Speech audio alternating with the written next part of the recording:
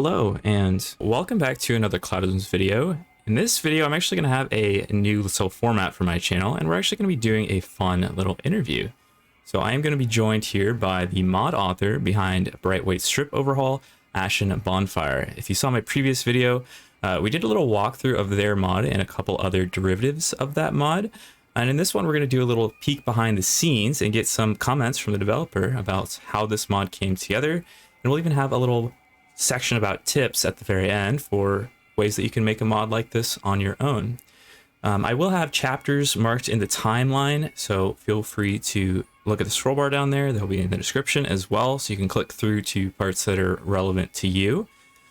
It'll be a longer style, kind of sit down and chat kind of video rather than a super formatted video. So just keep that in mind. It'll be longer than most of my videos typically would.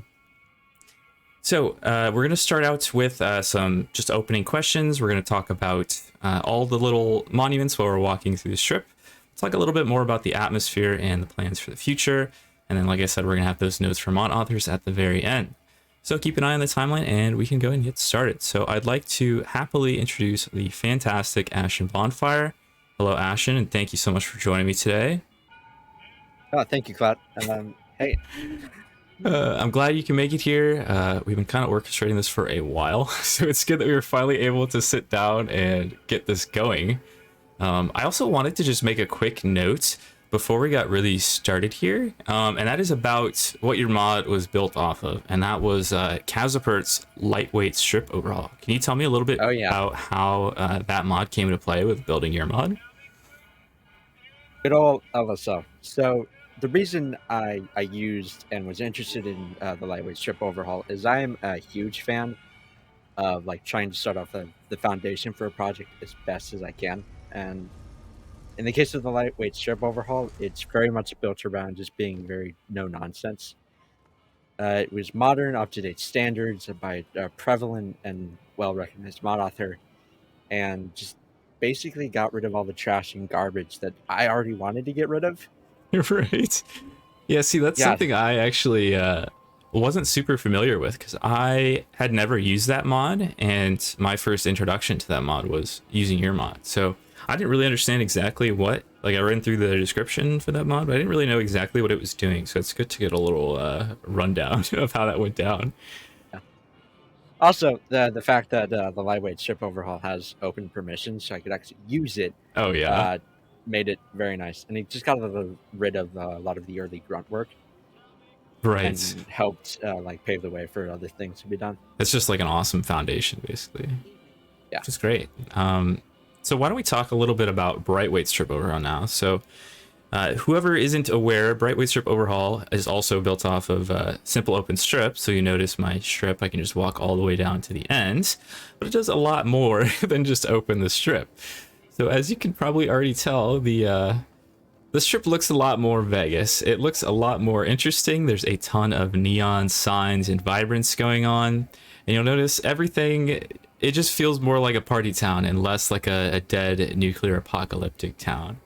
What was it that made you design something like this? What was it that made you want to start glamorizing the strip a little bit? Well, there was a few reasons for that. We could probably go through them one by one here, but I would suppose like one of the main initial things that really started this project and my enthusiasm for it, besides my love of New Vegas as a whole and my wishing along with the rest of the community, I'm sure that it had gotten at least 6 more months of development time. But I had actually taken a trip to Vegas a month or two before starting this project initially. And I had actually lived in Vegas for a few early years of my life. So you're more than familiar with the area. Oh yeah.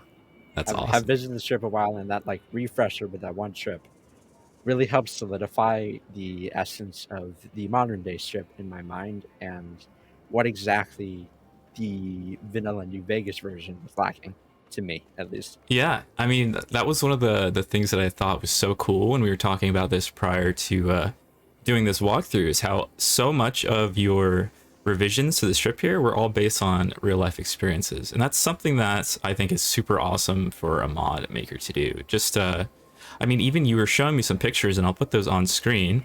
and we'll show those a little bit later as well. But some of these buildings that are included here are buildings that were actually on the Las Vegas Strip. So it's so cool to see how you introduce those to the game.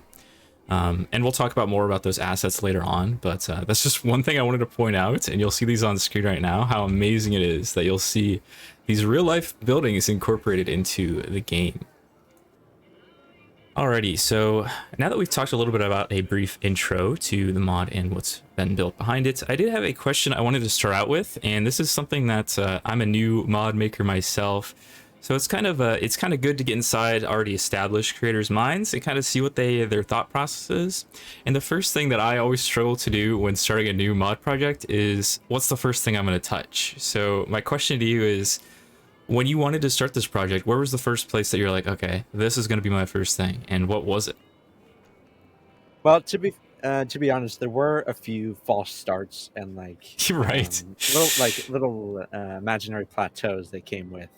Okay, where do I start? What do I want to be done? And I think that's the first hurdle that I really had to get over.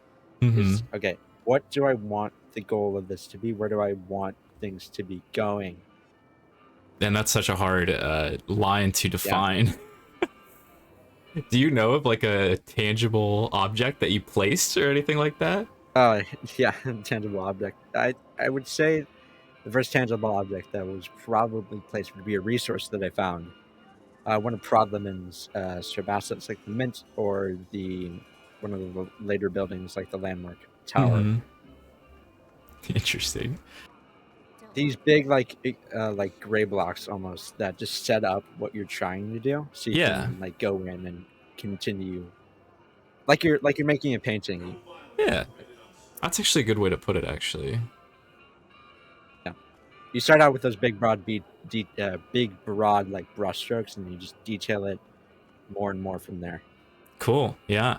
I know little small personal touches are a big deal for myself. And this is something that we talked about in the DMs, was this little tire stack that looks like so insignificant. And to me, it's such a nice little ambient addition to the strip. It just makes it feel a lot more alive. Like, yeah, this isn't just like a rubble corner. Somebody took the time to set up some lights here. Is there anything significant about the placement of these tires, or I mean, why are these here in the first place? Well, the tires are one of those things that. So the tires are one of those like scenery details in the world that took me a little bit while to figure out, and I didn't even actually figure them out. It was during a point in time developing the mod where I was essentially just streaming my process with a friend while Hmm. we were doing things in the background. And I'd asked them, well, in this kind of scenario, in this kind of environment, what would you want to experience in a place like this? And they had mentioned, well, the tire stack with little lights thrown around, something made out of like junk and objects that were here. That is so cool. Oh my A goodness, little flair. that is awesome. I didn't realize how much of a an actual event this was here. It because it can seem like it's just like, oh, let's just place this little object right here. It doesn't mean much. When you really look behind the scenes, there's a lot of decisions that go into such a small little intersection like this. So that's just something you might not see as a user, is just those little touches that a lot of thought went into. So moving along, the first big landmark we're gonna see here is this structure called the Mint. What can you tell me about the Mint here? So I think the mint probably would have been one of my first objects placed in the world, as there's this one street here that goes off between the tops and the Gamora that just goes right through. And it doesn't really go anywhere. It doesn't have anything, any kind of spice or any kind of flair. And because of that space, it felt like the perfect place to put a building like this Yeah, that takes up a lot of like its own, well, geometric space in the world, and it needs its own little location to fill out the skyline. And that was one of the most important things to me with this project, is filling out the skyline, making it so that it didn't feel like four buildings in the middle of the wasteland. It has to feel a lot more right. clustered than it is. Yeah, one of the things that I love about this building in particular is how close it is to the player. Like a lot of the things that we'll see later on, there's quite a distance between the player and the actual buildings. This one, it's very clear that this was meant to be like a mainline attraction to the strip, and it's even like the entrance is just barely cut off here. So I think that's awesome. Something else you should be able to see if you go right up to that rubble stack and look over to the right, trying to get as much vertical space as you can. You Oh my might be able gosh, to see let me some just palm trees go up here. Yeah. back over there, Oh my goodness, floating around. Yep, that's and that's one just of such a those small things. little detail. Yep, they're not there in the vanilla world space, but it's one of those things where I wanted to make sure it felt like there was things back here. There's things happening That's awesome. outside the places the player can see that. Uh, Almost a bit of an illusion, like a magic trick. Like there's more going on here than Yeah. It just makes it yeah feel you can so actually much see. more actually alive and people are actually living here. Yeah, Yeah. that's awesome. One of the challenges I imagine you face, and I guess we could keep moving along while I talk about this, is making these buildings look believable. And lighting is a big part of that for some of these. In one of the edits to your mod, they removed that Club Savoy sign from the building. And just to me, it Mhm. made that building look dead. So the nice little these models that you used are amazing, and their lighting just makes them feel real and not just plastic little buildings. And actually, yeah, while we're here, why don't we talk about where did these models come from? I know you mentioned Parliament earlier. Is that where a majority of these are Prodleman from? was an invaluable resource, yeah, for this project, as they have many, or well, at least a few, building assets out right now. The buildings over to the left, behind the Lucky 38, there, like the Right. dice, the seven. I'm not Uh-huh. sure what the actual full name of that is. Those are from Prodleman's assets, recreated from the official New Vegas comic that was released along with the game. That is There, so cool. there's a scene where Benny's looking out the window, and of course, they're not exactly referencing anything. They're just little buildings that were made explicitly for the comic without much identity to them other than the logos. Right. But it's just stuff like this, things that bring that little bit of spice, a little bit of thing that helps bring out the skyline more than if it was just a flat texture behind them. Absolutely. Yeah, they feel real, and that's a goal that I think you accomplished very well. That was one of the things that I really appreciated about BSO in particular. Why don't we move around a little bit here, and let's talk about something we kind of skipped over here. And I noticed the game is getting a little dark here. If it does start to bring this up, I can just skip forward in time here. But let's talk about these structures behind the strip north gate here. So we got a couple new structures and signs. And this might not, if you watch my other video, you might notice that I totally skipped over these when I was covering the mod. And I think these are just like such a nice little addition to make the extravagance to the opening of the strip feel alive. Because when you're leaving the strip, it really does feel dead. There's nothing here. One of the things I really appreciated from Claven's take on your mod, and I'll put a picture of his mod on the screen here, was he even added the little welcome to the strip sign on here, and I thought that was a really nice Oh yeah, addition. I But do I really didn't, appreciate that touch as well. I yeah, keep with these other edits, I keep wondering, maybe I should take a little inspiration here. yeah, But at the same exactly. time, I do really appreciate the personal edits they do. Hmm. Yeah, we'll break those down a little bit later on. But as you were saying, Of course, the detail of that building behind the gate there. mhm. It's another one of those things where I just want to break up the skyline as much as possible. If there's a viewpoint that you can have where it just feels like nothing is there, then that's not something I really like as the the real life Vegas Strip, and it's pretty much through all of its history from the '60s to now. It's so busy all the time. It never gives you a sensory break. There's sounds, there's lights, there's a place to be everywhere and anywhere you go. Yeah, that for me in real life would be terrifying, but in the sense of a game, I think that's awesome. I personally, I don't know about all the viewers for this, but I love to see as much light and as much extravagance as possible when I'm in a place like New Vegas. Yeah. And something I also noticed about the way even the real life New Vegas Strip orders its buildings and signs and things is to keep you looking up and forward, Interesting. away from the ground, away from whatever trash or uncleanliness might be You're down right. below you, or the drunkards That's wandering the street. brilliant. Wow, that's something I would have never thought about. That's super cool, actually. There's a kind of special theatric design to uh, the strip itself in both the real life and this incarnation, which I tried to take a lot of inspiration from. Is that it's trying to give you a fantasy, an idea of what you can be and what is that isn't really true to life. Technically, you can win the jackpot in the strip, but most people won't. Very true. Unless you're some god of the caravan, then I'm sure you can make some Well, big money. if you got your character with 10 luck, then Yeah. well, you're actually going to be able to break those banks. Well, with the sun coming up, I think we'll make a little cut here, and then I'll join you guys back when it is nighttime again. With all that being said, why don't we take a look over at the Lucky 38? So, what has changed here with the scenery here involving the Lucky 38? Anything significant that you wanted to mention?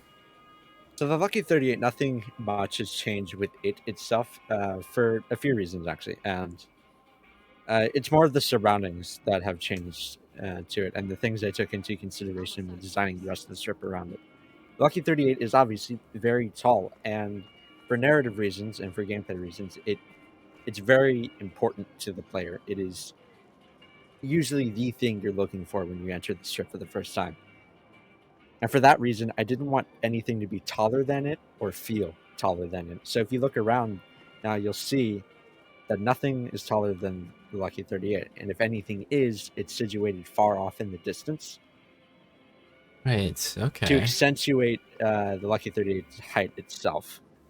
Oh, You also have that's like the really lights neat. beaming up towards it and the buildings around it to, again, accentuate its height. It rises up everything else around it. Absolutely. Wow, that's really cool. You see, these are the things that as a user, you'll have no idea how much went into. The whole mod is basically built around this idea, right? Of Lucky 38 being the centerpiece. That's awesome.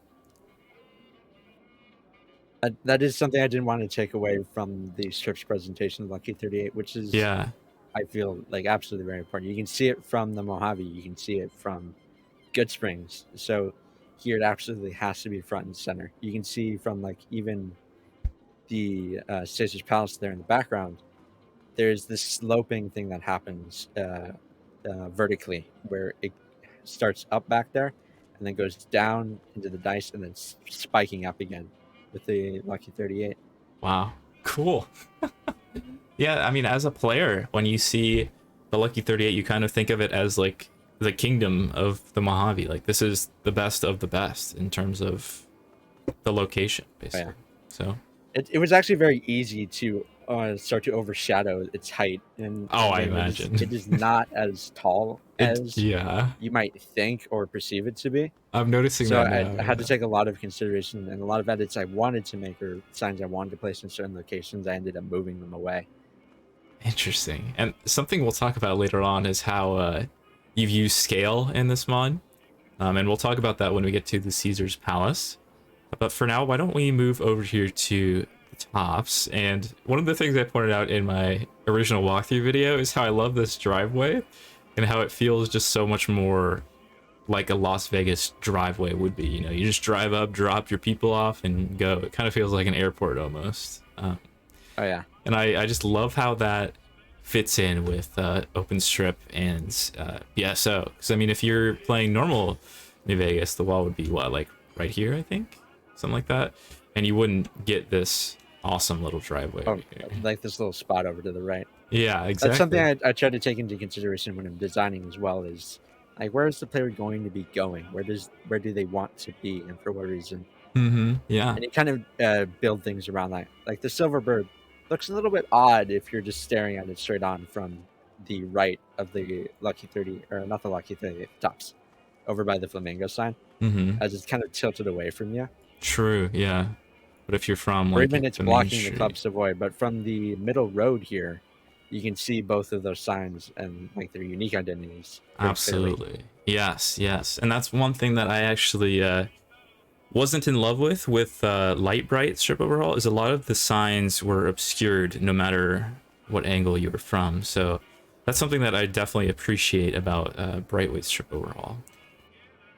There's another note here with the flamingo sign. Right, yes. So there's a point in time earlier in the mod's development where all the signs were uncovered, and they had due to the sign resource pack that I use, which is where all of these extra ones come from. Mm-hmm. It had real life persons' names from the 60s and whatever era the sign was taken from, and that Right. was rather unlore friendly, understandably. So I ended up covering them up and replacing them with certain names, like here, Dean Domino, Interesting. where if you want to, you can no clip up to the sign itself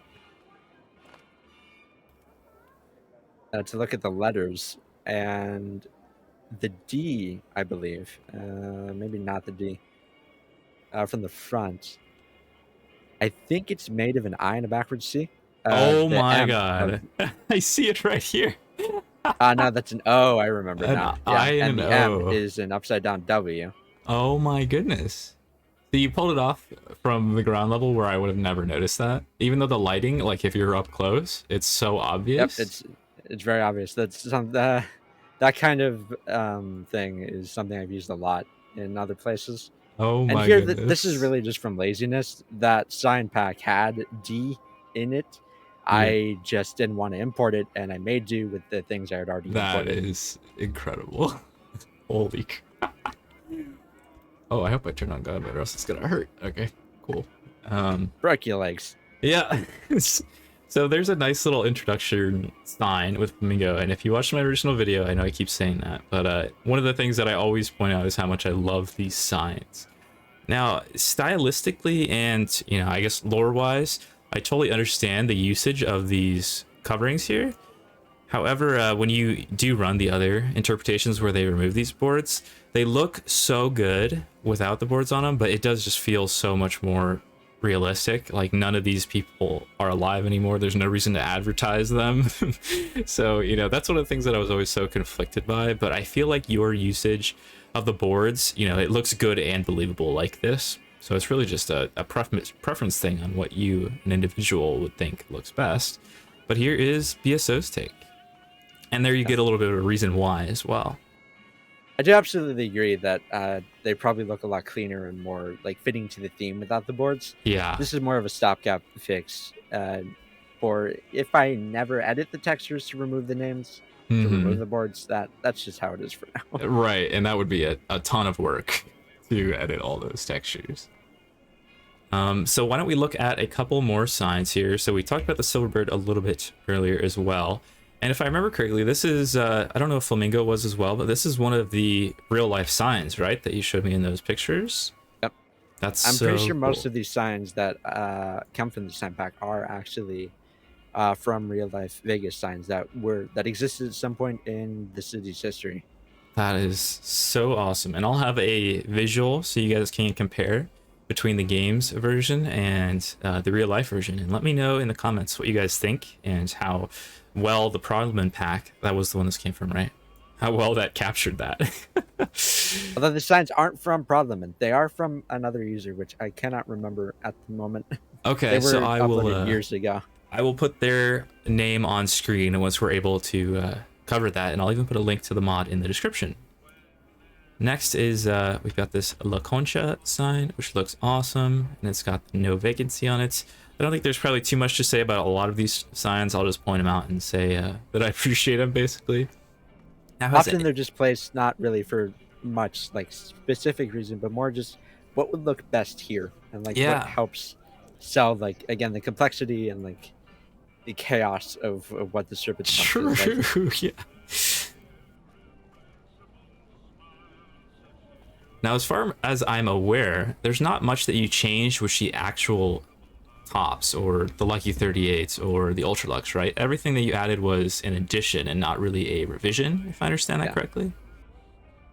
Yeah. The tops, for instance, does have that little neon piece above the yellow bar, which Yes. is not part of the original game. I just really like the look of that circling thing around it. It Interesting. helps add a little bit more flair and connects it to the piece off to the side, which also has the blue detailing.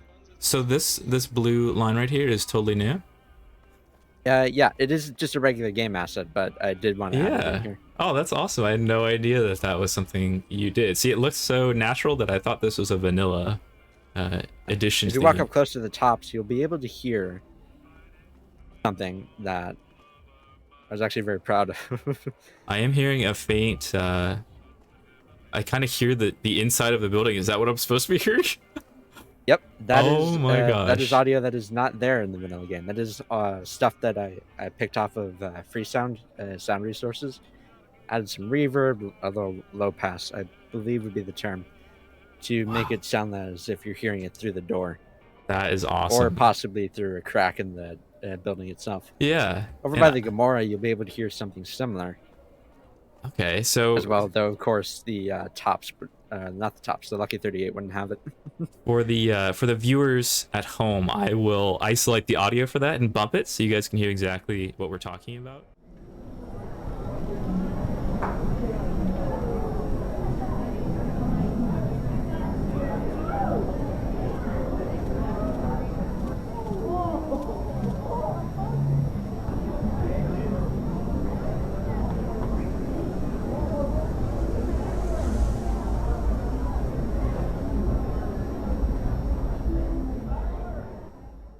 But it really does sound like part of the game. It sounds legit, and that's something that I look for when I'm testing a lot of these mods.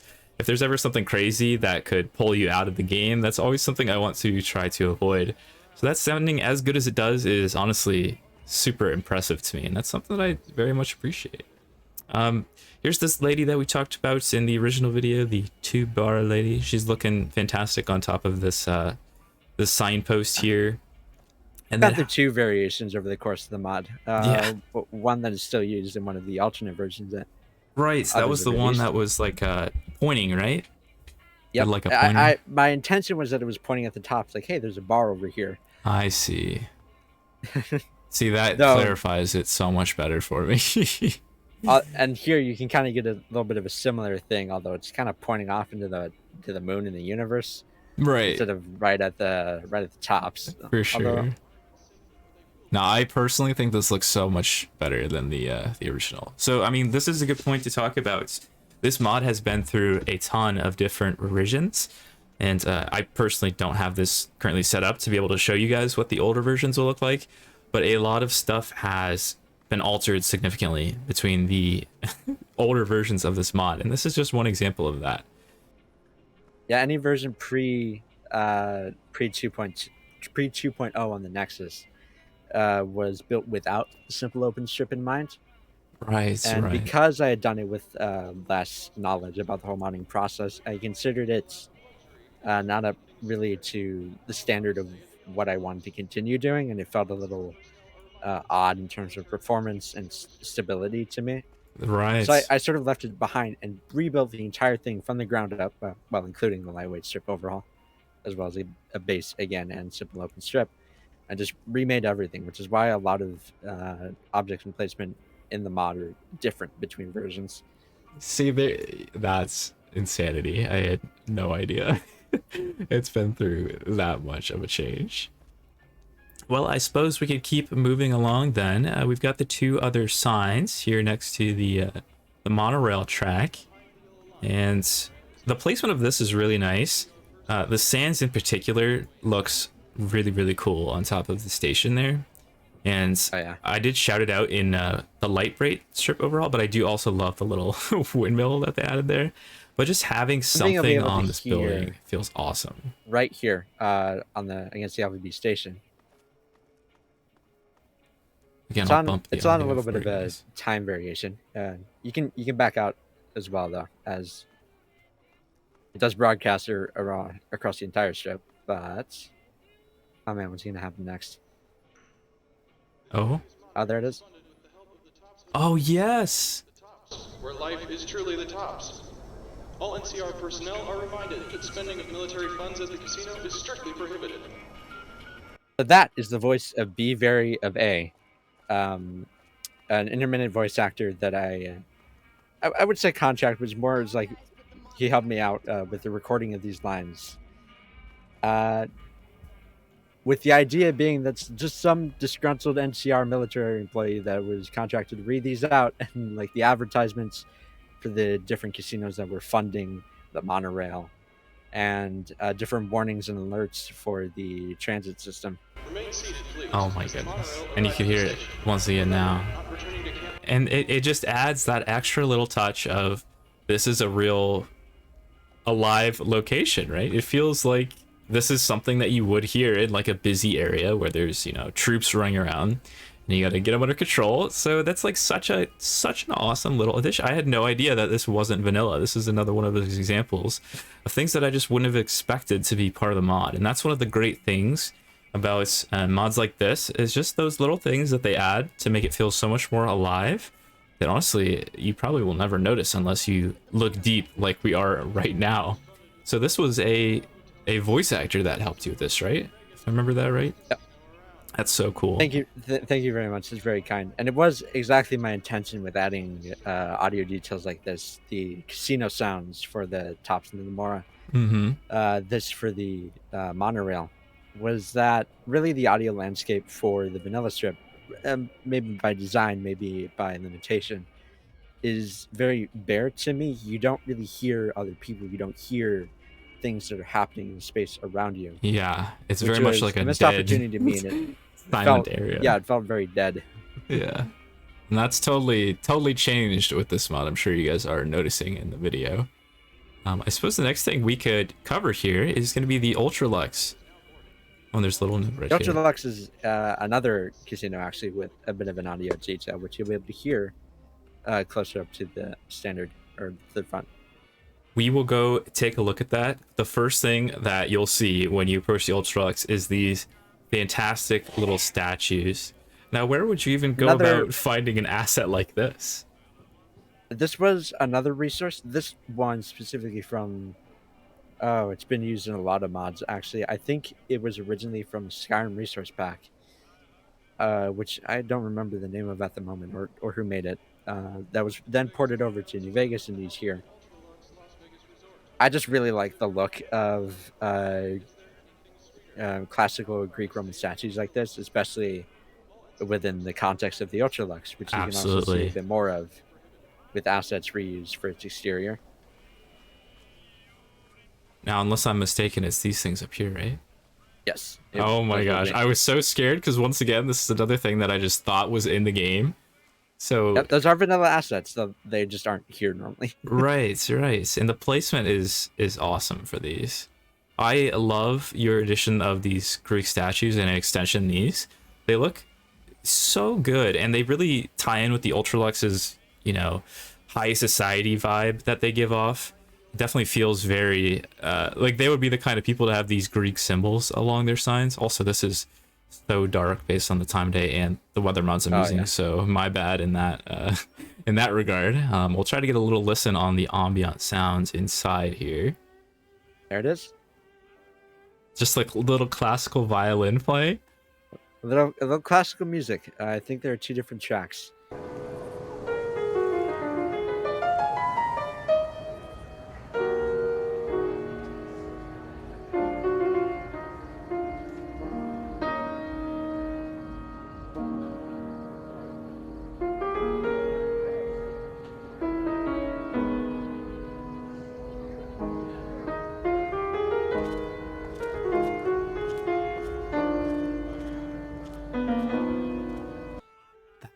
Fantastic again. I alternate between. I would say that's another nice little parallel to the high society vibe that they're giving off. So another nice little ambient addition. There is a fantastic little area off to the side here, and I'm just going to actually change the time of day real quick just so we can get some more brightness going on. So bear with me for just a moment. Alrighty, so now that the sun has given us some more lights here, let's go check out another one of my favorite little additions to the mod. if we head back here, you could find a cozy little movie theater. So there's this nice little parking. What are those called? Bollards? No, I have no idea. I'm not sure exactly what they're called, but Yeah, but they're really really cool. And you just walk into this nice little home feeling movie theater. You got the speaker playing some ambient music up there. You got yeah. this adorable little projector on top of a car. And here's some Cloudism's lore. I actually was a movie theater employee for the first 5 years of my working career, so this one really? hits home a little bit for me. I'm glad I could provide a little something here. Yeah, this is that. such a So, nice little spot. ooh, I could probably go into a lot of detail about this, but let me just like start off with I guess my intention behind this area. It's obviously gone through some revision. You saw the previous version of it in an Right. alternate mod in the previous video with the big fountain feature and all of that, which I really liked. But there's something about it that like didn't really match up to what I wanted, or maybe I just didn't want to recreate it again. So I tried something different here.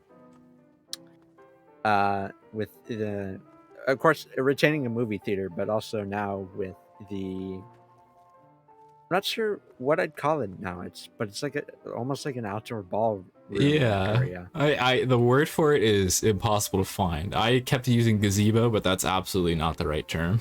But yeah. Most of my intention with this area was a feeling like you're away from the hustle and bustle. You just have like this little area here that's something enjoyable, or like a little place out of time. Yeah, some Maybe there's quiet not little much stop. rust or destruction back here. You can't really see a casino that's broken down. Yeah. Again, this is easily one of my favorite little additions of the mod. Honestly, I even thought about making just like a small little player home over here, just so I could be here as much as possible. But yeah, this little movie theater is so freaking I'm glad. cool. I had plans. I still have plans. I just don't know if they're ever going to be done. That maybe some NPCs could be added around here. Right. Have some things they're doing. I don't know what they would be doing yet precisely, but Yeah. it's It'd be just a little difficult. spot at a time, a little something that you can relax in, Get away from the like craziness of the main street over there. taking everything around you. So yeah, we have the Prodleman assets over here. The Global Hotel, the Iris over to the left. Let me just get some more verticality going on here. There we can see the iris right behind the tracks. Ultralux apartment building over to the right is also Prodleman's asset that was made off some pre-release material. Oh my god. Art and things in the game. This is a new object. I didn't even realize. Holy crap. I don't know why I thought this would just always have been back here. That doesn't exist in the game files. Just another example so of heavy the credits quality. to Prodleman for that. It really helps bring out some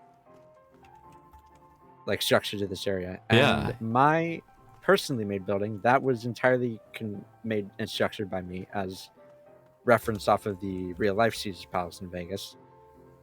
The fantastic Caesar's Palace. Caesar's Palace. The banners there are actually Gamora assets from like the stage show that have been sized up by like 20 times or something. They're Wow. like curtains, basically. That's awesome. Now, one of the things that you mentioned to me in the DMs that really blew my mind was that you took the time to get the blueprints for this building off of the internet so that you could scale this properly in game. Now, how do you even begin starting to work on a project like this? What even inspired you to say, hey, I'm going to get this accurate as possible to the strip? I wouldn't say that it was entirely to be as accurate as possible, as even this building has deviations from the look of the actual Augustus Tower, which it's based off of to some extent. Although, like, generally the building looks or feels the same, I would say. Yeah. It's more to retain a sense of a real life scale, like this thing towering in the background that could probably be related to the story of like Caesar's Legion in the game, towering in the background of the goings on of the story. Yeah, absolutely.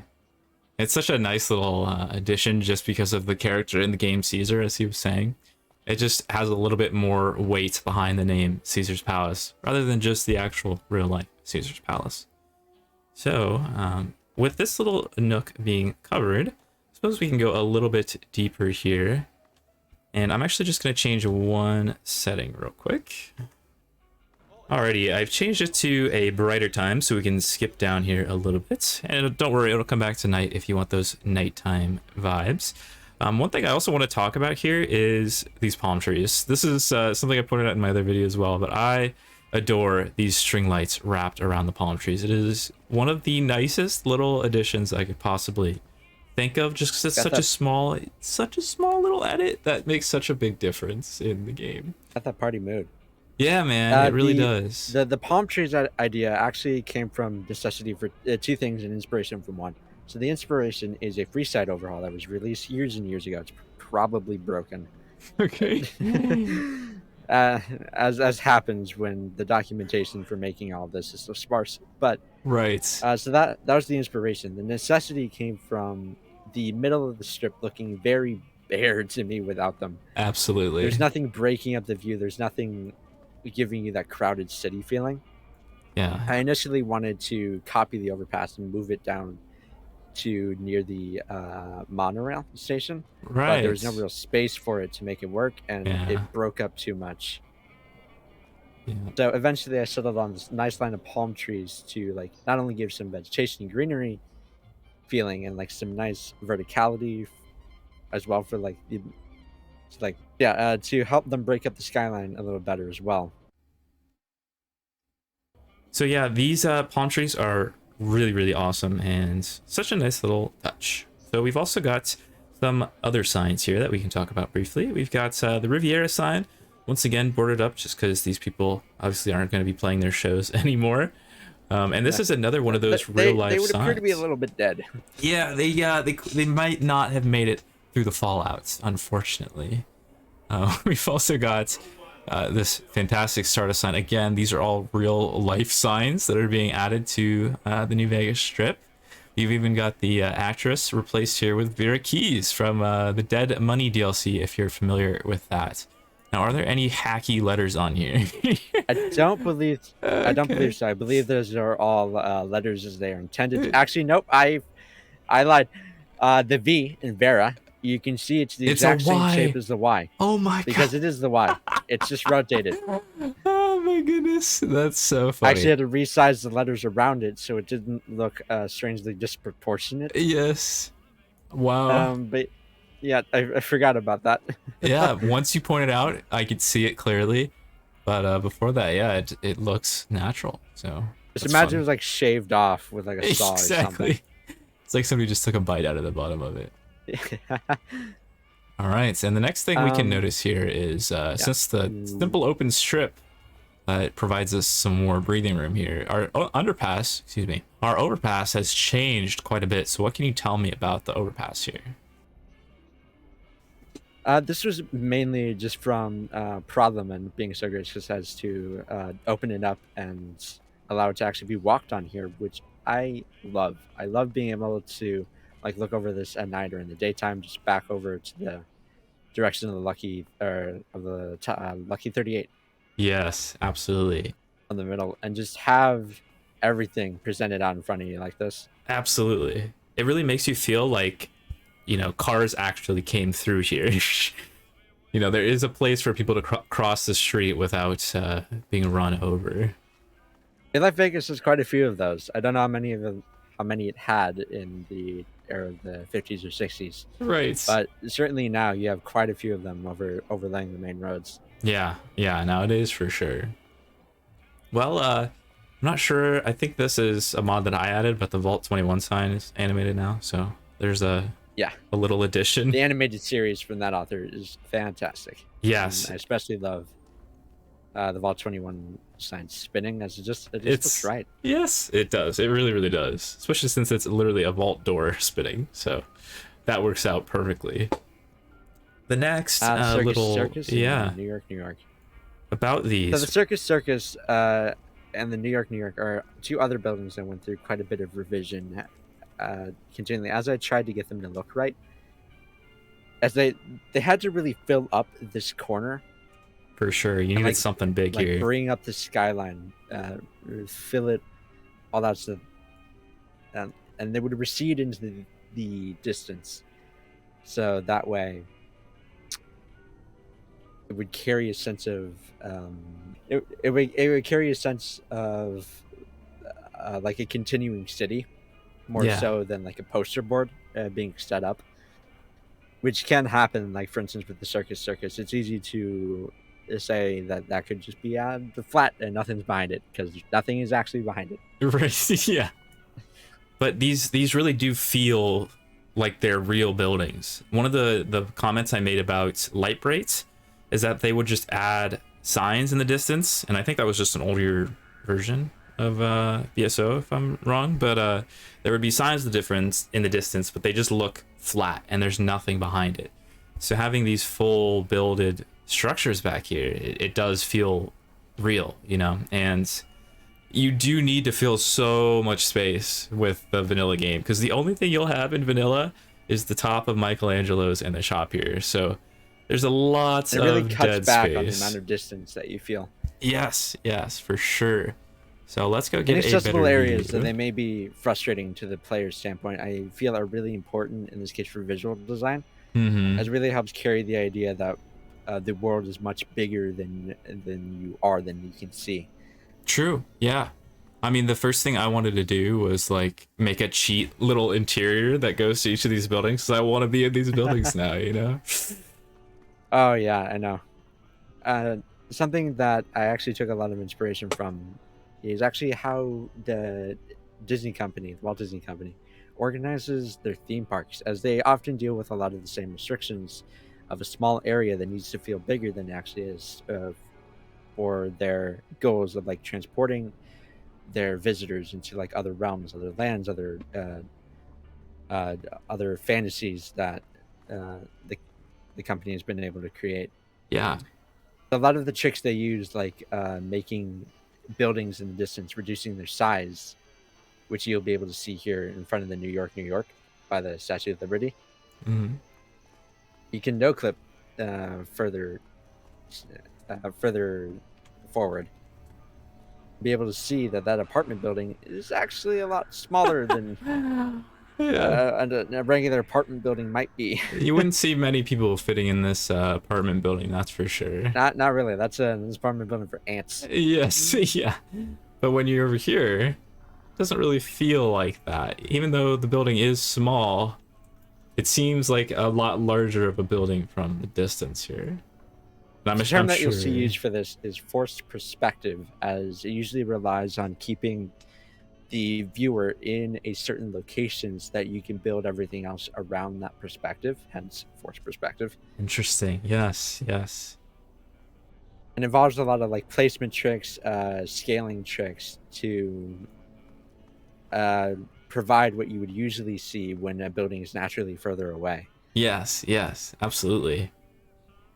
And I honestly feel like you accomplished that very well here. Some of the buildings, I mean, they do feel like skinny, but what can you do? There's so many limitations you have to work around. But just the presentation of this, it does feel real, you know, like this far building that stretches all the way up there. I do feel like there's just a gigantic building behind that. And, you know, it looks great with these additions. Something you can also hear. Oh, yeah. Is there a thing I can hear? Closer to the circus if you'd like to. Oh my. I'm trying to make out what sound that is, and I'll bump it for you guys in the video. Oh, okay, yeah. It's like the circus sound effects. Mm-hmm. Oh, that's not a very descriptive. Something you also be able to hear as well with that is like oh my gosh, is that the ride operator? that is actually Mr. New Vegas. Well, not actually Mr. New Vegas. He's using XVA Synth, the AI voice program to read out the line.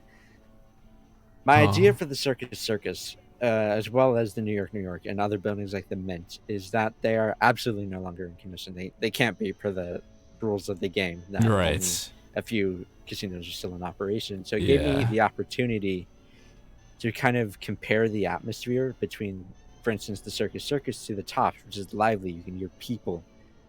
You don't hear the building breaking down or like an echoing instrument fading out into the darkness. Yes. Yes.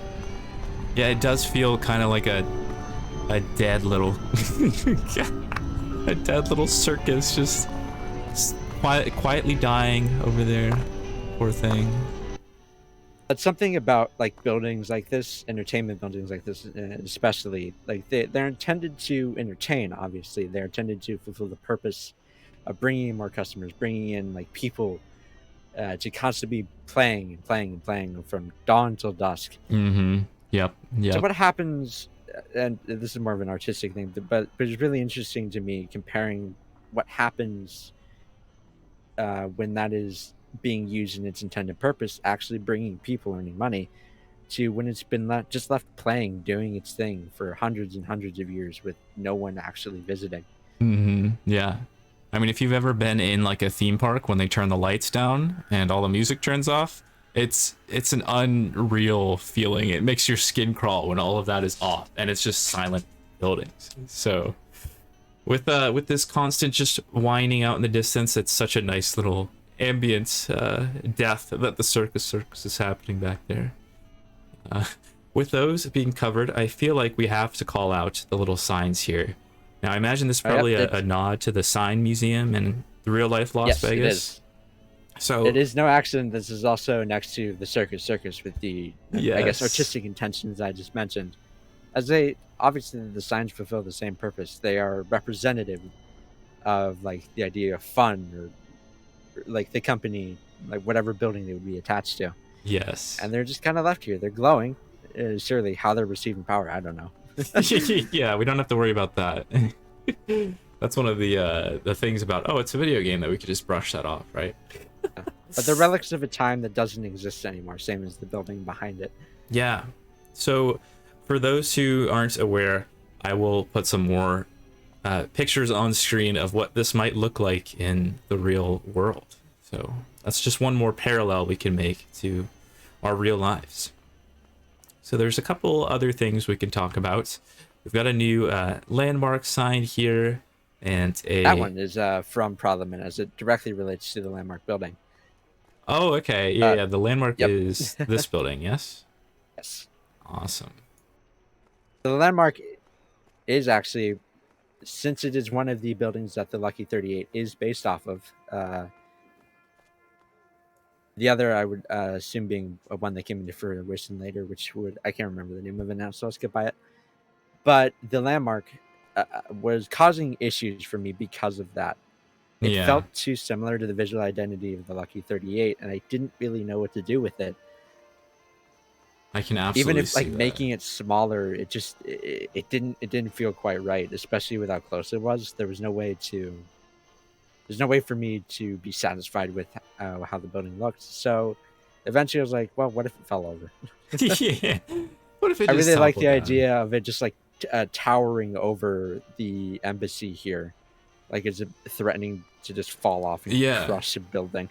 Yeah, that's a neat little perspective on it. Of this is just, a dead building that's, its lights are still hooked up.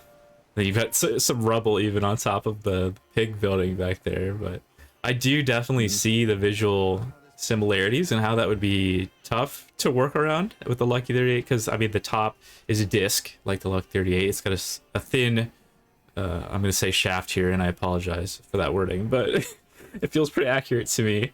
So yeah, incorporating this in a way that doesn't just feel like another 38 and taking away the significance of the Lucky 38 was definitely a challenge. And let us know in the comments if you feel that this is an appropriate placement and if it feels natural to you, or just what your opinions are in general regarding this building or any of the buildings that we've shown so far.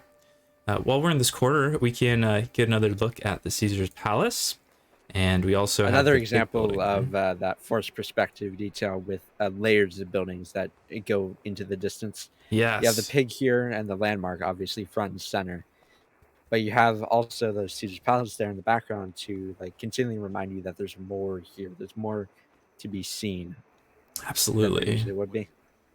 And then you've got another huge structure here with the Golden Gate. So this corner is just like the ultra extravagant side of the strip. We've got the Caesar's Palace, the Landmark, and the Golden Gate.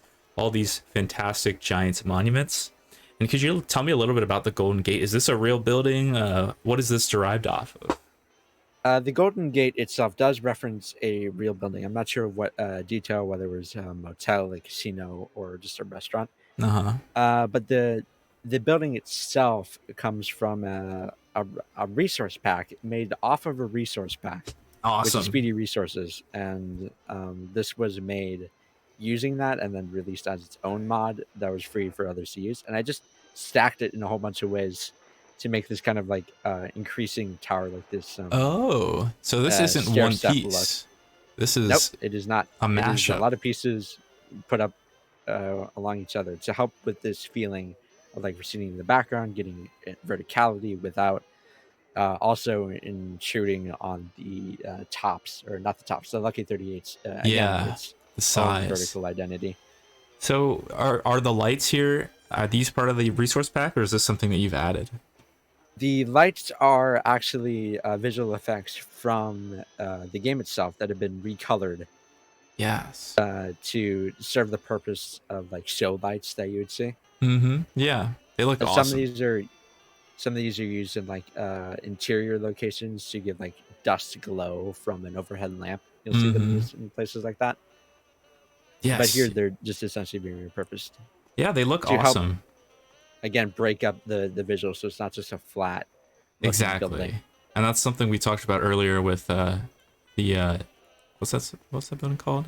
The Club Savoy back there as well, where if it's just a straight up flat building, it's going to be boring. But you add those nice little touches of lights, and it makes it feel a lot more real. We also have a fantastic little fountain back here, as well as the Pyramids Motel. Now, I am a sucker That for fountain, fountains, so I'm going to actually, go closer. interestingly enough, is a kind of pre-release version of the Ultralux fountain before they had an actual fountain that the Lux could use that was its own model. Wow. It was more of like a stand-in asset over like over something that was cut. It was always intended to be replaced, but I did like the look of it. No, I And love it. and more waterworks in the strip is very nice That's to me. absolutely what we need. 100%. It used to be in the middle of the road back here, kind of at the crossroads between Michelangelo's and Lucky 38, or not the Lucky 38, Circus. I'm messing up my casino names. That's all The good. problem, There's so many. unfortunately, was that NPCs didn't really know how to path around it, and I did want to edit the nav mess that felt like a bit too much and possibly a bit too conflicting, so I removed it. I see. But then realized that it left a lot of flavor here that was to be desired, as otherwise this corner of the strip is very stock and standard. Yes, absolutely. And it makes And the since people wanted the fountain back anyway, I did move it here. yeah, it works. I mean, it makes you feel the pyramids has like this grand entrance that we just can't see. We do have an advertisement here for the Golden Gates. I didn't really point that out earlier. Same for Pig. So it's cool to see just those little, hey, there's the advertisement, there's the building. It's nice to have these so in view distance from each other, so you feel just like you do in America. For those who aren't in America, all it is signs directing you to go to companies. We do have this little radar tower and this strobe light here. What can you tell me Radar about tower these? is based off of some concept art, a specific one showing the strip itself as like a huge functioning city that I really wish I would be able to make, but unfortunately engine limitations, time limitations, the entire like mean that I was left with this idea that I wanted to incorporate Absolutely. the beam of light, incorporating the same system as the lights from other casinos in the area do. Absolutely, yeah. I personally think these are awesome, and this strobe light in particular is something that was removed in a lot of the revisions for this mod. Which, it is distracting, but I personally think it's just another great touch of insanity to this trip just to make it even more crazy. There's actually something about the New York that I do want to mention. Yeah, And let's talk if about you it. want to, you can no clip right up to that roller coaster. Let's do it. Oh my. And you'll notice something funny about those roller coaster cars. No way. These are trains. They're tiny trains. Oh my god, that's funny. I'm surprised someone like Amherst hasn't come through and animated these, so they just run around the whole time. That would be. I wish. Although this roller coaster track, I'm sure it's recognizable, is from the. Yeah, this is the. What is that? What is Nipton, right? what's Or the not name? Nipton. Oh gosh, I don't play Fallout enough to know either. Prim. I completely forget, but it is from a location earlier in the game that I've essentially stacked two of together to make a more complex looking track. Yeah, I see it now. You can also see here from these other buildings, you can pull back and up above, that they're not really often connected to anything. No, yeah, they're just kind a of lot of the floating. buildings that I placed around follow this, both out of intention and also because I don't want to hamper the engine with too many unnecessary assets. Because like, Right. why would I ever place something beneath these when You can't see it. players, There's no one, point. never going to see them, and for two, that's just extra work that I don't want to put on the engine when this is already a very complex area. While we're here, But I want to point out a couple of things. I noticed this clock tower right here that I didn't even see from over here, and this, I love this building. This looks so cool. And this is just one of those things that someone like me might not notice unless you take a closer look. There's also this sign over here that I completely missed until we got closer to it up here. That's just another example. Yeah, the signs are also a lot smaller than obviously might be in other areas of the game for the same reason. Right. The buildings being a lot smaller. That perspective difference that's necessary. Oh, I like this when you're out of the map, how it just kind of crashes into the building. That's good. Yep. One might say that doesn't make sense. I say you can't see it anyway. Yeah, who knows? Maybe there was like a track that went inside the building, right? Yeah. So a lot of buildings are placed like that where they would be further up or further forward than they might actually be if they were actually placed. Yeah. And that's again to give that same idea of receding distance, that it grows a lot more than it should in that small of a space. Yeah, definitely. Definitely. That's a nice little perspective that you use here. All right, so moving along, there's a couple other points that I would like to cover, and the first being going back to that point of the revisions of this mod to the prior versions. So there's a pretty significant difference here that happened, and we're going to go show it and talk about it here in the little drive-in movie theater area. So why don't you take it away? What exactly might have changed between this version and older versions of the mod? So beyond the obvious difference, of course, of like from the fountain water feature to what this is now, Yes. I actually changed how I made this flooring here. It used to be a whole bunch of roads stacked on top of each other in like crisscross patterns to Okay. make the idea of a like a parking lot. Yeah. But I've kind of taken a different approach now, and you can see what it is if you no clip below the ground and like pull out a little bit. I need to move a little further. Lower or higher? Oh my. Is this what you mean? Yeah, as you can see. Oh my gosh, this is a building. This is a building. The ceiling of a building. Yep. Oh my. It's one building, essentially scaled up to like 500%. Like, yeah, I probably used it in the New York somewhere. This is insanity. See, I was wondering how would you possibly make a parking lot since there's not an asset for it in the game, and you know. Nope. Every parking lot that you see in the game, as far as I can remember, is either just like on top of a building or painted directly as a texture on the ground. Yeah. How did you make this So look I like kind a? of janked it. It does look like a. It does look like a floor. This is like freaking me out. How now that I know that this is a building, it's blowing my mind. It really is. Other than that, there's one more change over here. That over in the corner of the Lux with the sign. Yes. So this is actually a reference to the friend that helped me out with the tire stack, Oh, as they are a very close friend. That does help me through a lot, and so I wanted to make this little like trivia piece, or maybe not trivia piece, like little Easter egg referencing them. yeah. I mean, if you don't mind So sharing, yeah, how does this tie into that? so you might need to no clip again to be able to look behind the sign. Okay. Oh, I keep hitting the wrong commands. Oh my goodness, there is a Protectron in this trash can. Yep. This Uh, is so their character actually is like their icon character that they use for online interactions and stuff is an android. So I got the closest model I could find to an android in this game, and your friend is immortalized in a trash can. yeah, exactly. As you can tell, we're very close friends. Yeah, clearly. Wow. So shout out to the friends. I'm hoping you're enjoying your stay in this trip.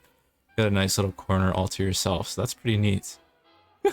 I'm sure they're gonna be happy to see this if they ever They come were actually across it. I did run that by them. I was like, what would you want? And I want an android in a trash can.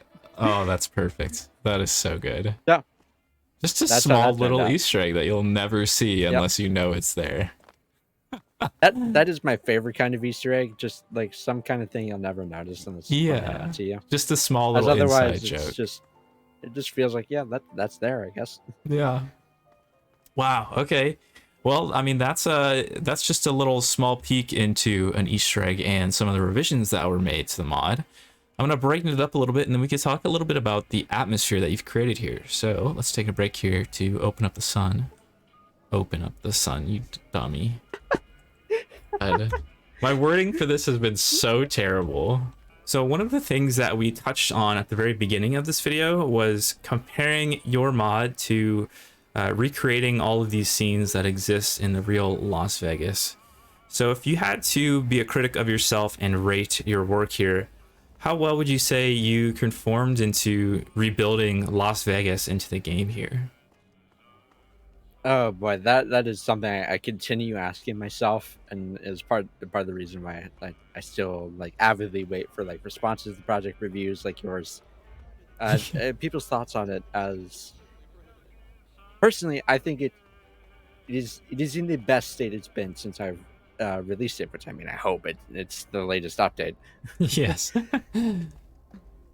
But in terms of like comparing it to the Las Vegas Strip, it has a special ambience and factor that I would need a lot of time and a lot less engine limitations to probably get done in the way I want to.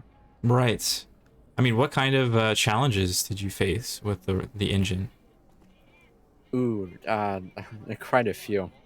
Okay. One especially that I would love to just completely do away with is the light limits of the game. Yeah, that's a big problem. I would love to just be able to like set up lights and like really bring out details and colors across the entirety of the strip. Sadly Yes. not. Yeah, for the viewers at home who aren't super aware with the authoring scene, one of the biggest performance hits and limitations that you'll experience is adding a high number of lights. And there's even a tool for mod authors that will debug the amount of lights that you have in your cells to give you options to reduce those. But with a mod of this scope, that's not really an option to remove lights. You're really trying to add as much as possible. So I'm sure that was a big challenge to overcome for you in particular.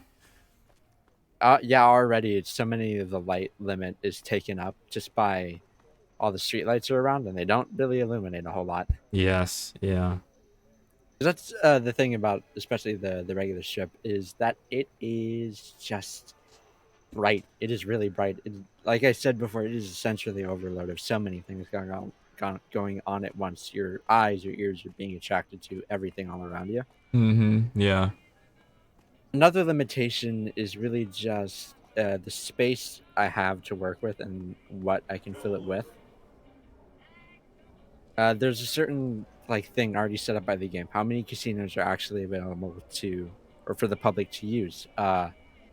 how much of the space itself has actually been made or even was left over by development. Absolutely. And it's really hard for me to reason making like a whole new street worth of stuff, Mm-hmm. because at the end of the day, in terms of like the game itself, all this is like visual filler.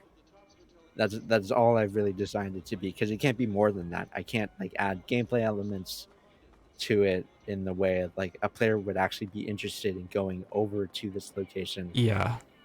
I mean, the reason you can't expand in the ways that you need to conform to, you know, Las Vegas is because these locations out here in the game, there's actual locations that are over there. So you can't just drive over them and hope the player won't notice. Oh, wait, shouldn't I be like in the Legion camp right now or something like that? Yeah, absolutely. So there are some There's a little bit of confines. leeway with that. Like, for instance, the buildings outside the borders of the strip here. Yes. Technically, they might have a little bit of like walking into free sites territory, but Yeah.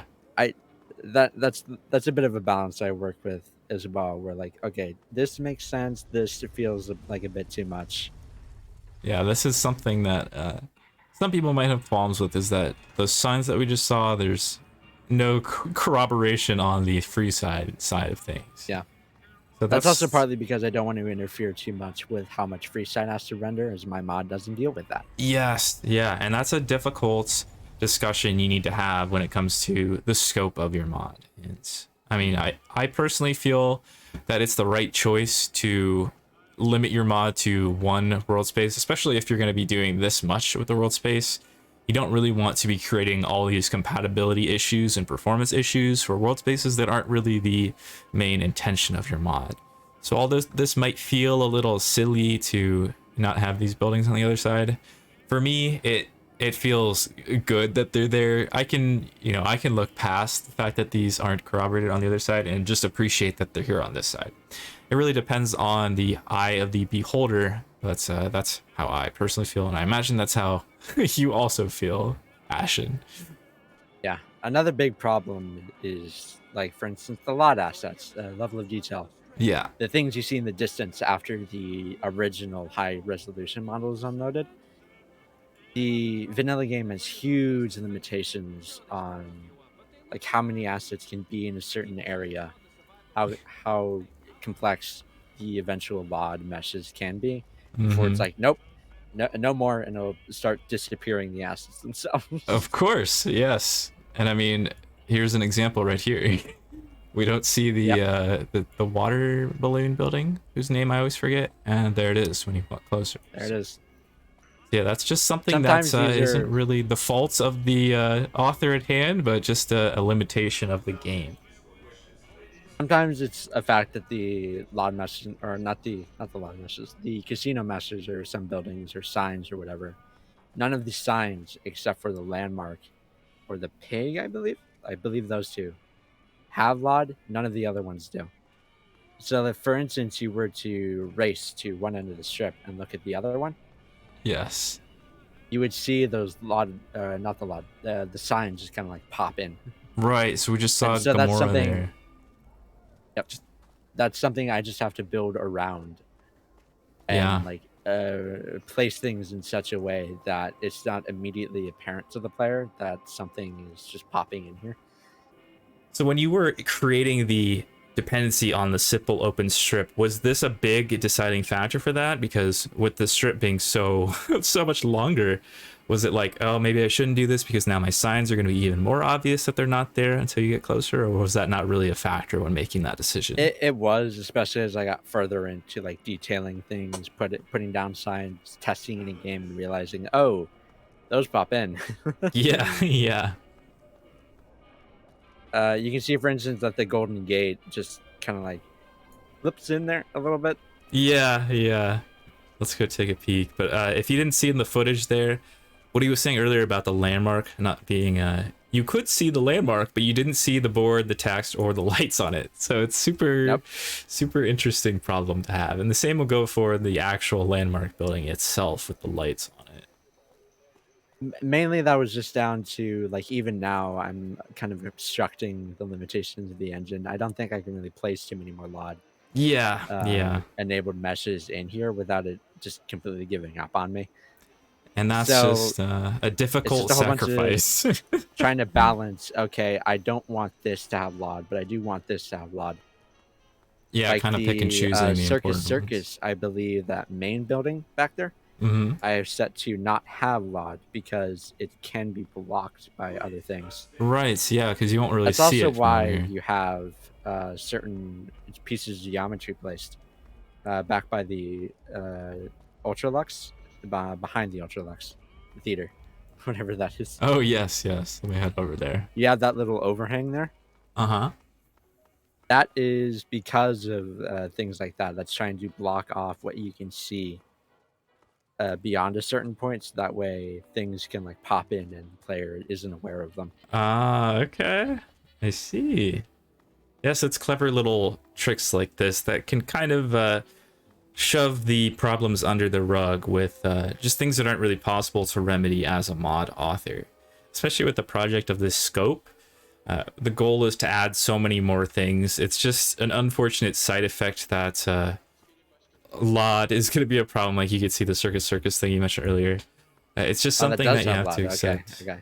Yeah, so You can see it kind of fades in there from the low detail mesh to the high detail mesh. exactly. That is an example of LOD working as it should. So there was a building there, but then the high detail mesh came in later when we got closer to it. Yeah. Sometimes it's just solved by simple distance.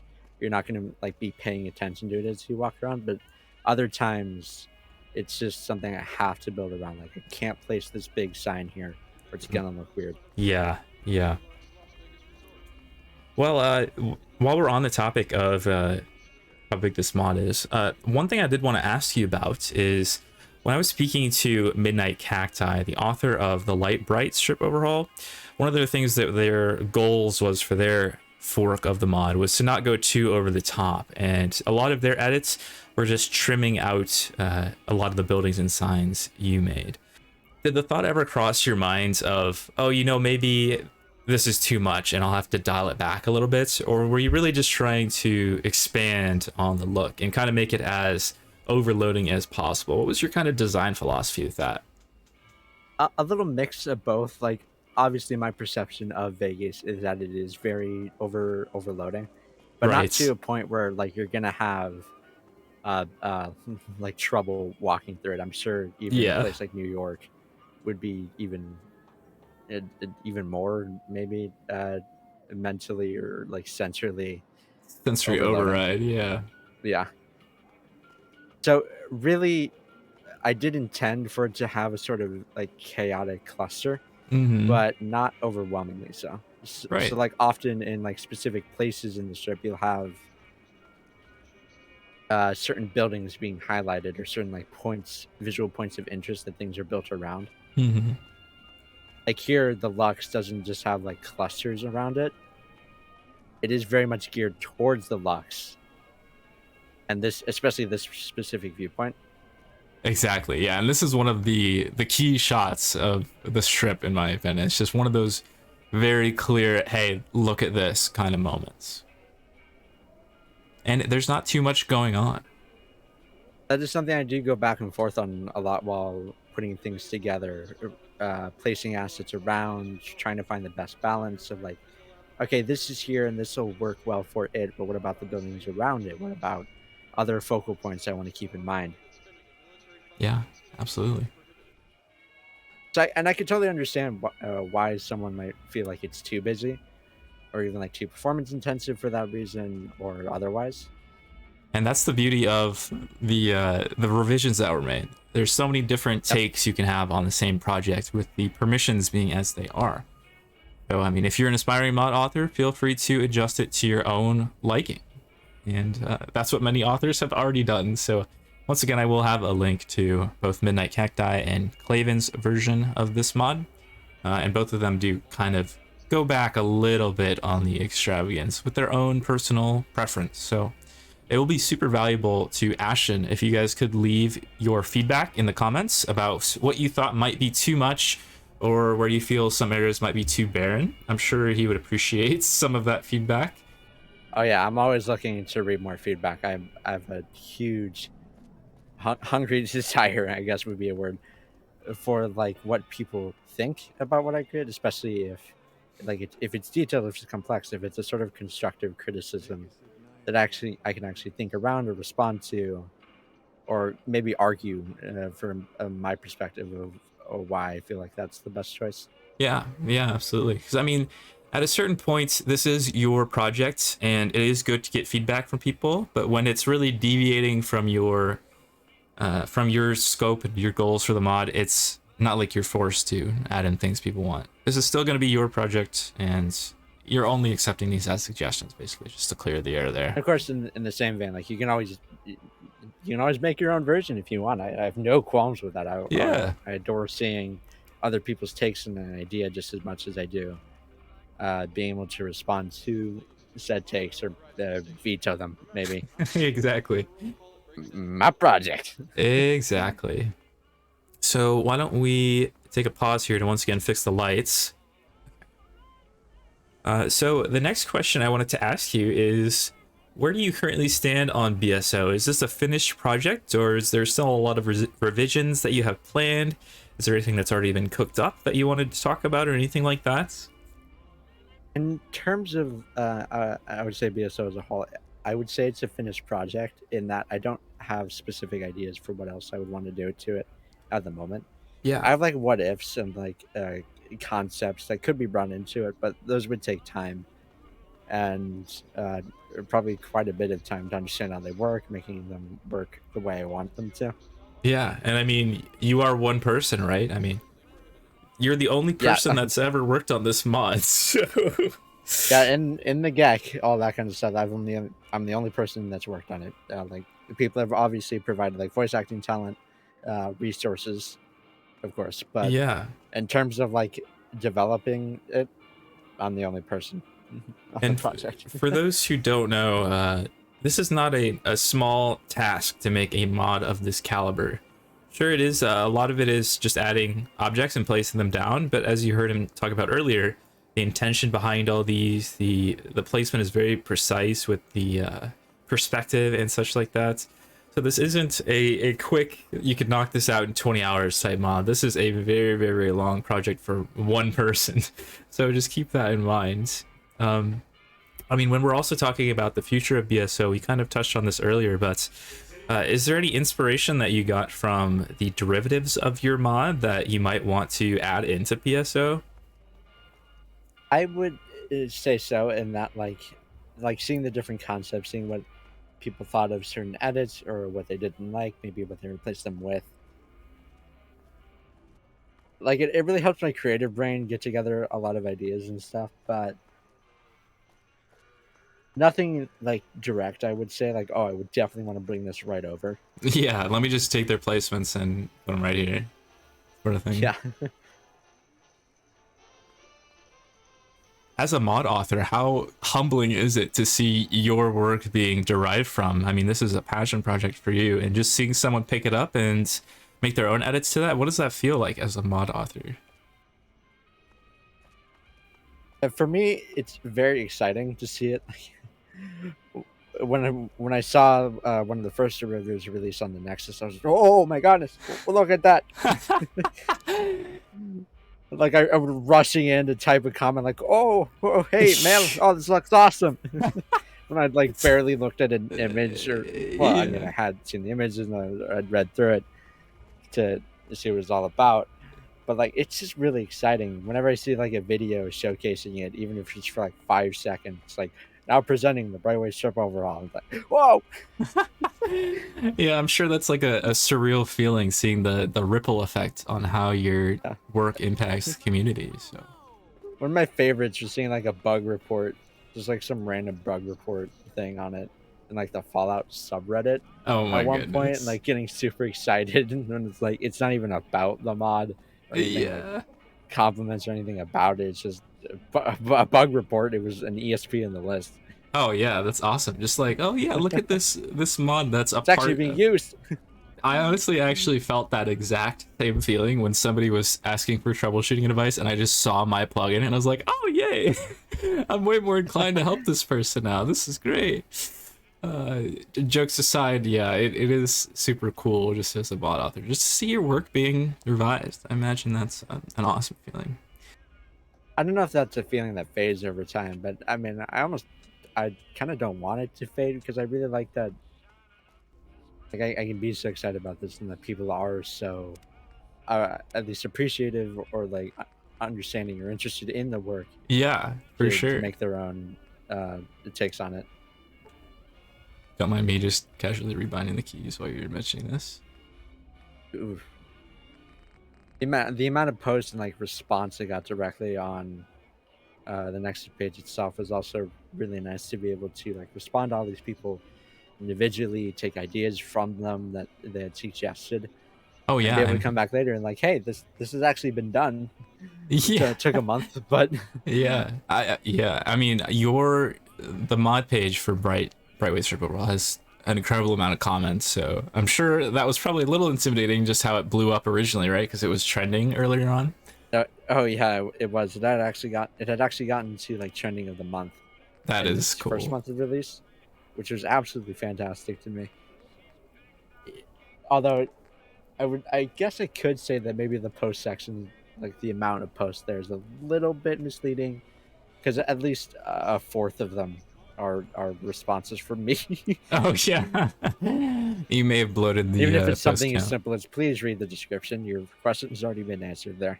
Oh no, that nobody reads the description on Nexus comments. And I put so much effort into it too. Honey. Uh, Getting back on track, the last couple section I guess I wanted to talk about was getting some more folks interested in the mod authoring scene. So where did you even start out learning to mod? Is there a specific resource that you used? I mean, how did you get started? In the early stages of like understanding that I was going to be wanting to do this, it had already come up after a long time spent modding the game. So I Really? was already familiar with tools like Xedit, log generation, like the general terms and things that Yeah. people use, which was in of itself a huge help as I already kind of understood where I wanted to go and the tools I needed for a lot of the changes I wanted to make. Absolutely. It was definitely still a slow process of learning things as the documentation is sparse, but things like the Gek Wiki, the Tales of Two Wastelands Discord, the tools and resources pages on the Nexus was something I browsed through constantly, pages and pages of just looking to see, would this help? Would this be beneficial to my projects? And thankfully, I found like obviously quite a few to use, which really accelerated the project. Right. I imagine it was a pretty intimidating project to get started with. I mean, how do you even pick a place, pick a tool to even get work done? Well, at first, like I said, with all the research, it comes from like just understanding all the tools I'll probably want and grabbing all of them to make sure I have them. Right. Yeah. And then from there, it's just very slowly understanding. Okay, what are the shortcuts that I can use in the GAC? How do I like maneuver around the interface? How do I make sure I'm not breaking anything when I go to edit something? What are the best practices? And I'm sure like the best practices are still, like all of them are still something I don't know yet. Yeah. But it's also in things like that people advertise on mod pages or like mention when they're talking about troubleshooting. It's like, okay, I understand that this is something people do. That's something I understand that people want to see, and so I'll try my best to emulate and figure out what those will be. Absolutely. I mean, when you compare yourself to Ashen before he made this mod, what would you say would be one of the biggest lessons you learned in developing this? Uh, Probably. Quite a few, honestly, because there's like a lot of individual things I learned, techniques. Like I actually learned how to model a building and then carry Yes. it over into the game. I learned how to like properly use the GEC, as broken as it might be sometimes. Yeah, absolutely. But like in general, what I guess would be something more like broadly I learned is that these things they just take time. They Yeah. just take time to like consider, and like bring through different revisions and like testing them out. it takes time, it takes effort, it takes a lot of weird troubleshooting to figure out what your problems are. Absolutely. I mean, especially with the lights debug we were talking about earlier, I'm sure that was a big rabbit hole to go down when you were first starting out. One I had found early in the project was the the lights, the glow, was just not working. It that orange bit just did not look right. It was like intersecting with the building Oh and just no. generally not behaving like it should. Yes. And that in of itself took forever of just like comparing meshes from the original game to the meshes I'd been using. Oh no. Extended records, a whole bunch of stuff. I guess patience comes with the territory of understanding that things probably will screw up as you're going along. Absolutely. But the most important part then is just like, because things will screw up eventually, it's really just getting into it, doing it, learning as you go, and trying to be as best receptive to what you're learning as possible. Yeah, for sure. I mean, all of this is going to be self-taught. There's nothing you can really refer to that'll tell you exactly how to do your mod. You have to No. do a lot of digging on your own. As much as I wish. Yeah, exactly. Are there any tips you would give to someone to start out? Like anything that you think would be insanely valuable to someone who's getting started that you might not have found out when you were learning on your own?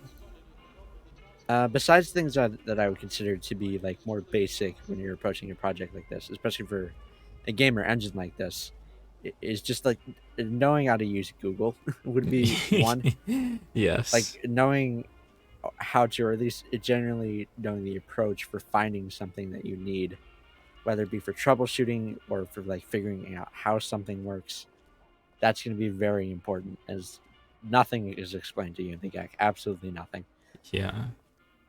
I mean, one of the things I wanted to mention is that you should never be afraid to ask for help with your modding projects. There's so many kind individuals in the scene who would be happy to lend over their wealth of knowledge as long as you ask.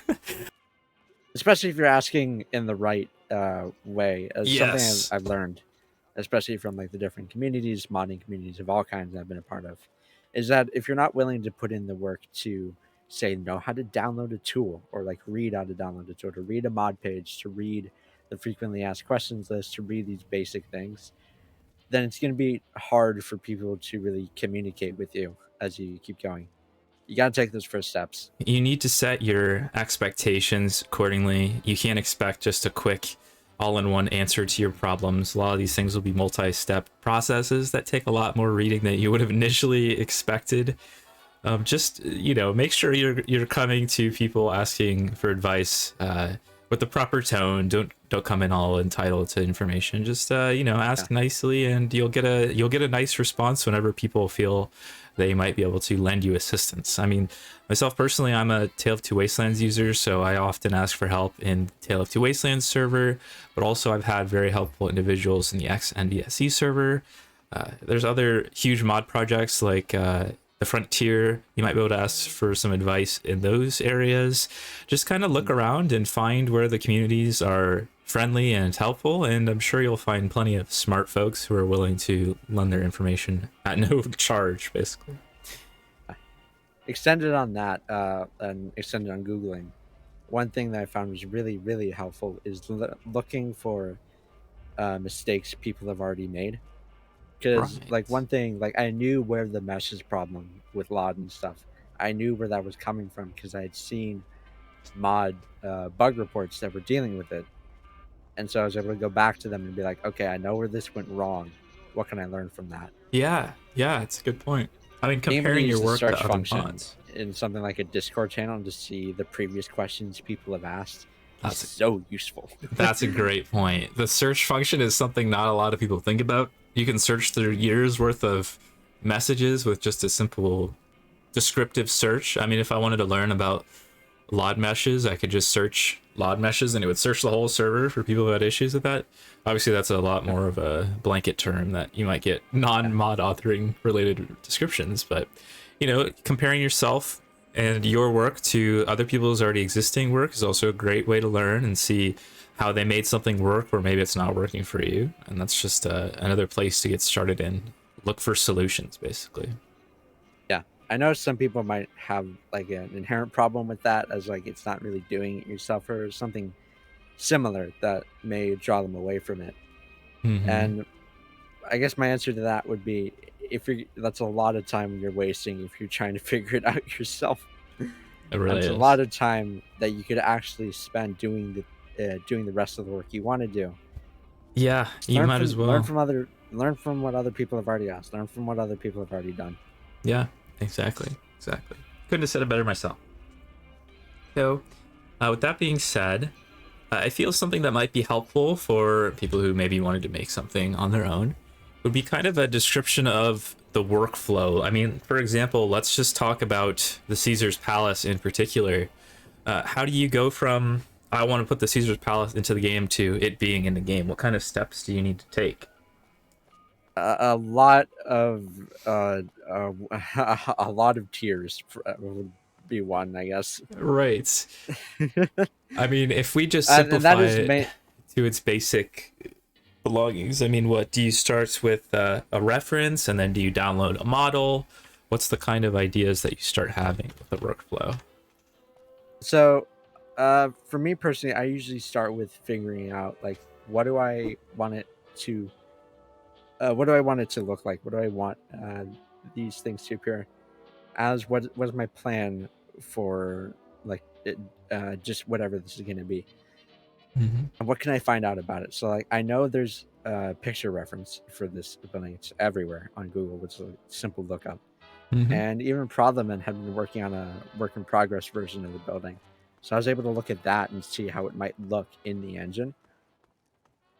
And from there, I'm just able to gather like a lot of resources and be like, okay, I want this kind of pillar. I want this kind of structure. I want to be able to do all these.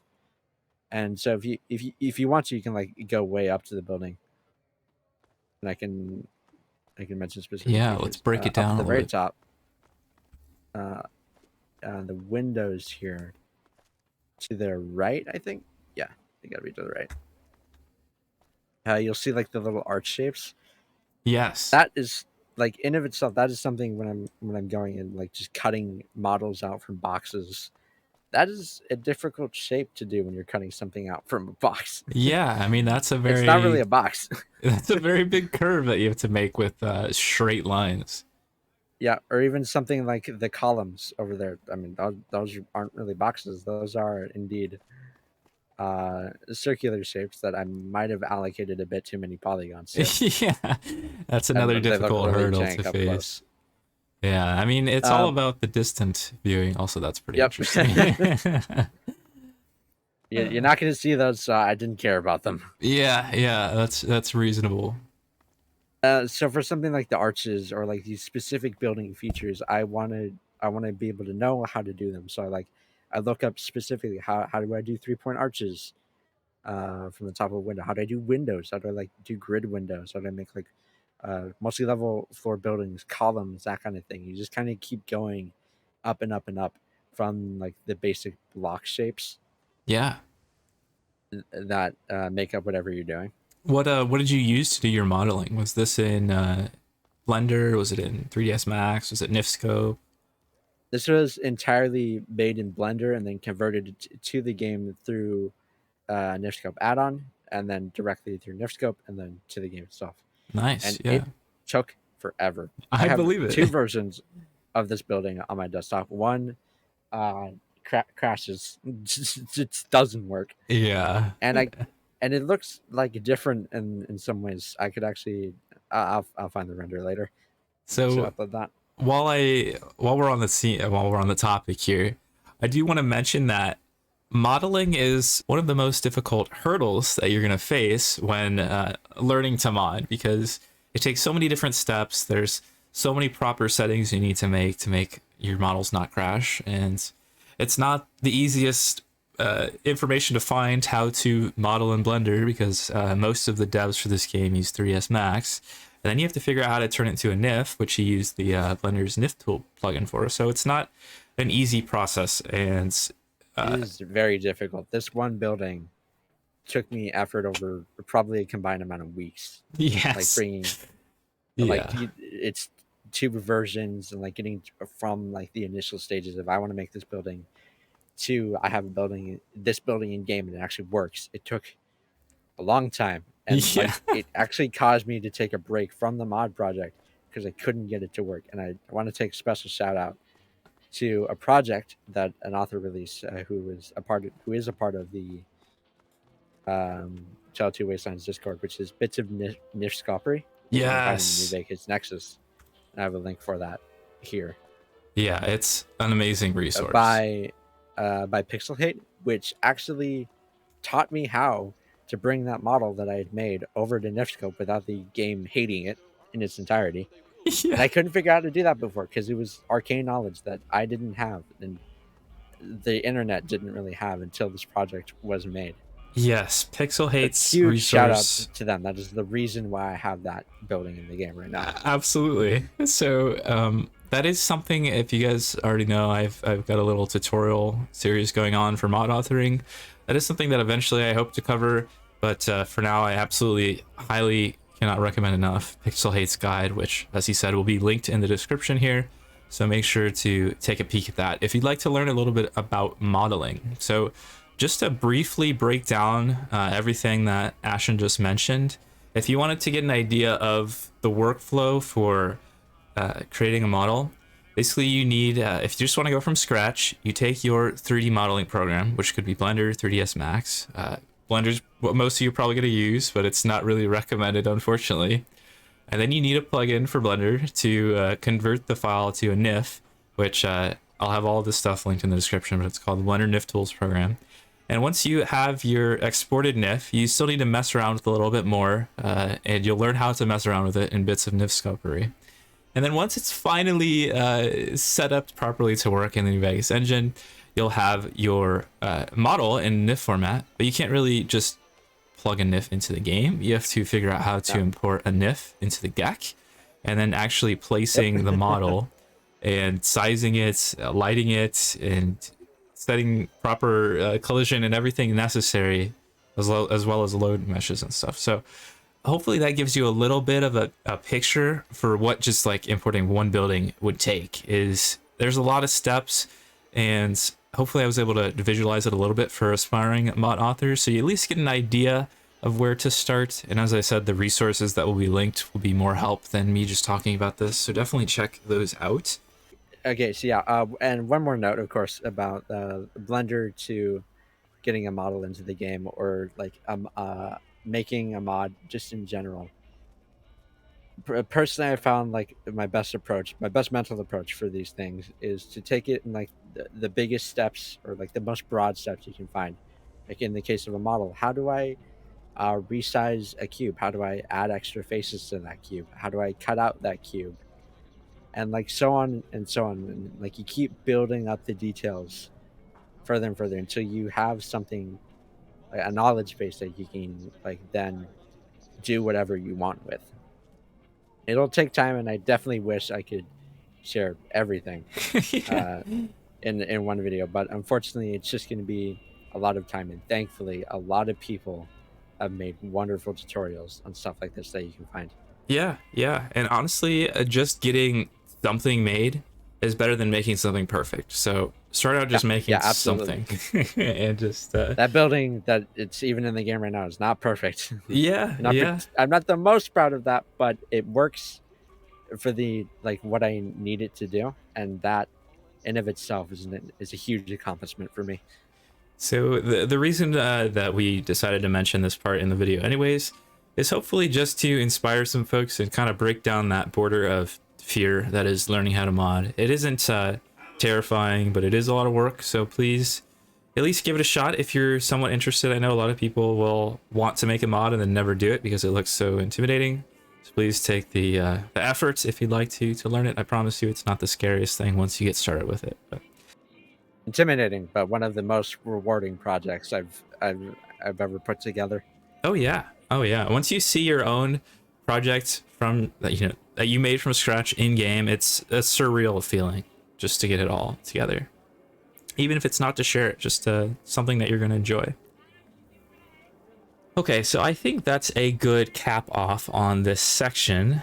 Let's take a pause here for a moment. Alrighty, so now that we've covered pretty much everything I think we can talk about, I just wanted to set a little segment aside to give you the opportunity to give any shout outs you'd like to give to the folks who helped you along the way, whether it was just assets or advice. Is there anything you wanted to give a shout out to? Yes, for the credits, I would definitely love to give a lot of appreciation to the people who definitely directly helped in getting the project together through resources and otherwise. Prodleman, for sure, because as they offered a whole bunch of stuff, the Ultralux apartments and like the fixed up general building, the Circus, the Landmark Tower, the Mint, the Walkway fix up, and the All Roads Comic Strip resource pack. Bobbio567 for their Old Vegas Signs resources pack. McDoy for their Ultralux cut fountain, which you can see in various areas throughout different versions of the project. JC Denton 2021 for the Shogun's Palace Casino, which is the building I reused for the Golden Gates. Tamira for their antique statue resource, which was ported to New Vegas by the Guazi Shopping Mall team, which I also have a compatibility patch for. Nice. Billy Bob 1232 E4 for the Strip Walls Restored mod, which I also repurposed to give compatibility for, thanks to their open permissions, which allow me to easily patch it. And the premiere stars for the show would be Kazapert, obviously, for the absolutely open permissions on the lightweight strip overhaul, making this project possible. Absolutely. Galore 7, Moburma, and Schizophrenia?